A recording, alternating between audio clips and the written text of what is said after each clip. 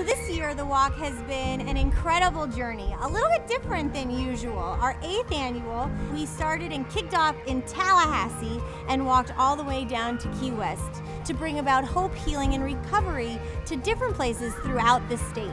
Every year we walk, we find something new to do. We find something new to change what we do, keeping the message the same about hope, about healing, about it's okay to tell, but we find different ways to communicate with the public.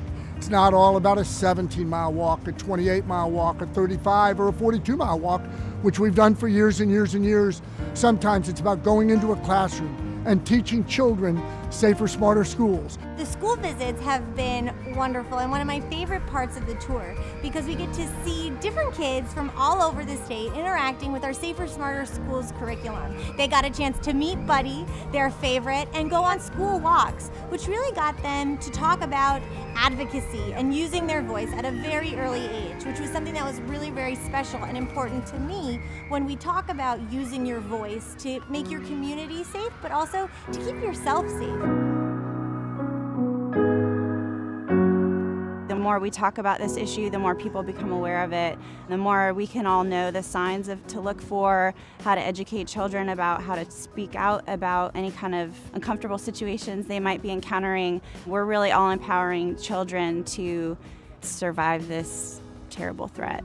1 in 3 young girls, 1 in 5 boys, and that's reflective of what's happening throughout the state of Florida, and I think indeed in this nation. So bringing attention to the issue, letting those young people know that there are people out there that they can go to and talk to, that they can share their experiences and not have to be ashamed or to suffer in silence. I walk because as a child I was sexually abused by a family member, so my family really don't know about it. I kind of kept it in, but today is important for me and, you know, to break my silence. I look at it as a generational curse, to break that curse. There's strength when you tell your story, and you automatically go from victim to victorious when you share your story and you stand in your truth, and that becomes your power. By people seeing us walk, they know that we are not ashamed, that we are brave, and that together we can make a change, and we are healing together. Break your silence. Don't be scared. Tell someone. Don't feel like, you know, they're not going to believe you and you're telling a lie. Like, they will believe you. The right person will. And that's what I should have did a long time ago. So today I tell you, break your silence. Let them know.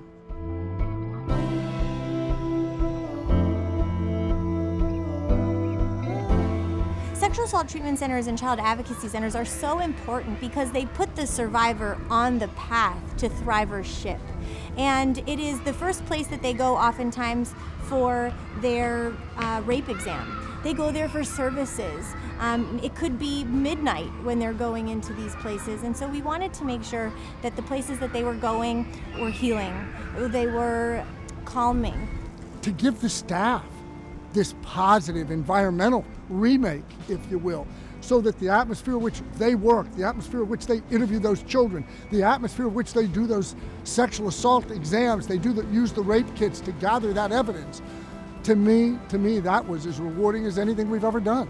It has been such a wonderful journey to see that rebirth in some of these centers. With a fresh coat of paint and some new furniture, we've really been able to provide a safe space and a healing space for these children and survivors of sexual assault.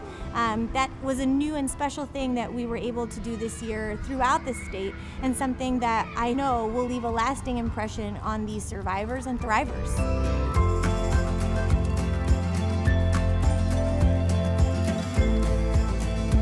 This year, the kids are along with me on this tour, and it just reminds me how they are the next generation of advocates. There is no age limit on advocacy, and the kids from Panama City have surely taught me that. And children all along the way have shown me and reframed healing and thrivership and survivorship. They are so ready to hit the road, hit the ground running, and keep this going for generations and generations to come. Come and be a part of this journey, whether it's a walk, a revitalization, a classroom visit, or something else that we have going on in the community, because it's always okay to tell and to heal and to thrive, not just survive.